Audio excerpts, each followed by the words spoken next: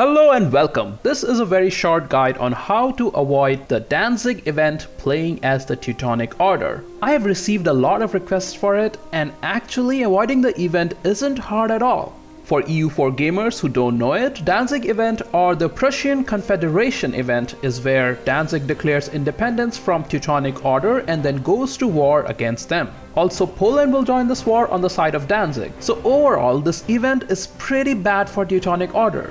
It's great when you're playing as Poland, but not as fun when playing as the Teutonic Order. This event was introduced in 1.28 I think, so it's a fairly recent change. Let's look at how you can avoid it. Firstly, you get an event from the Prussian Confederation event chain. This will happen a few days after starting the game in 1444. This event gives you a decision, so you need to curtail the Prussian Federation to stop Danzig from becoming independent, and you have until 1450 to do it. To take the decision, you need to have +2 stability, no provinces controlled by rebels, no particularists, and burghers' influence is less than 50 or their loyalty is greater than 60. And we have to take this decision before 1450 because that's when the Danzig event will fire when we go to war against Danzig and Poland. So we have some time to sort this out.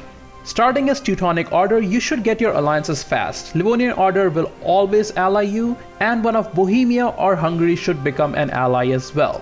Then start improving relations with Austria and hopefully get into the HRE. If you can't ally Austria, don't worry too much about it. You can still get alliances with Muscovy or other big nations who will help you against the Polish-Lithuanian Commonwealth. At the start, you'll get another event to choose heir. There are 6 different options and they all give small modifiers. And I would take Merchant's Son here. It gives us some money, which is always nice. It increases burghers' loyalty by 15 and decreases clergy loyalty by 15. You also lose 5 devotion, but that's not a big deal. The stats of heir are totally random though, and it doesn't matter which option you choose here. After that, let the game run for a few days till you get the event, the Prussian Confederation. This event will give us the decision. Also, burghers will lose 20 loyalty and gain 20 influence for 20 years. It's not great, but it's what we have to work with. Now if we look at that event, we can see the conditions we discussed earlier. We need +2 stability and burghers need to have either 60 loyalty or less than 50 influence. First, let's look at the stab. So we start at 0 and we need some admin points to get to +2. We can get some admin points from our clergy estate. If you don't know this, when you demand admin points, you will get 50 admin points if clergy influence is below 50, 100 admin points if clergy influence is between 50 and 75, and 150 admin points if their influence is over 75. Currently their influence is 56%, so we need to do some interaction to get it to 75. So we will seek support of clergy that gives 10 influence and 15 loyalty, bringing their influence to 66%. This also makes them loyal. Then we will send emissary to the Pope, which gives 10 more influence, bringing it to 76%. Now we can demand admin power and we will get 150 admin points. Great. Although now they're disloyal once more, so we will just make a generous donation to them and they are loyal again.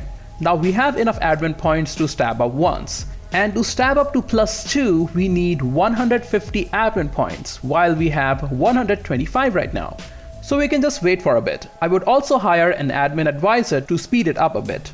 Teutonic Order starts with a very healthy economy, so we can definitely afford him. Then build your army to force limit and start drilling them and let the game play till you get 150 admin points to stab up.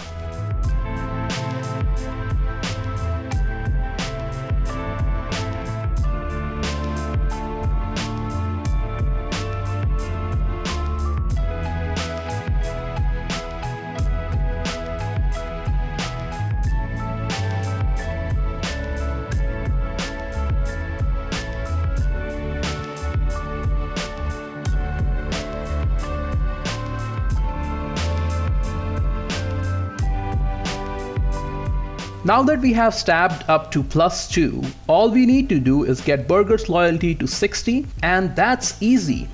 They are already at 45 loyalty, so all we need to do is grant monopoly charters, which gives them +15 loyalty, and they are at 60. And just like that, you can take the decision, and you are good to go in 1445. No more Danzig event, and you can just focus on your usual Teutonic Order playstyle. It is that easy. If you follow this guide to a letter, you should be good to go. But if for some reason you couldn't do it fast enough and you got a bad random event that changed burghers' loyalty, there is one more thing you can do. You can release Danzig as a subject, and they only get one province, the province of Danzig. This will mean a significant hit to the economy though, as Danzig is a very nice province with a lot of trade power. So let's say you couldn't take the decision for some reason and it's 1450 already. Finally, you will see this event, the Prussian Confederation revolts. Choosing the first option will mean you declare war on Danzig and Poland will likely join the war against you. You don't want to do that. The second option is that we don't go to war. Instead, we lose 1 stability and 20 prestige. Pretty terrible, but at least you will survive.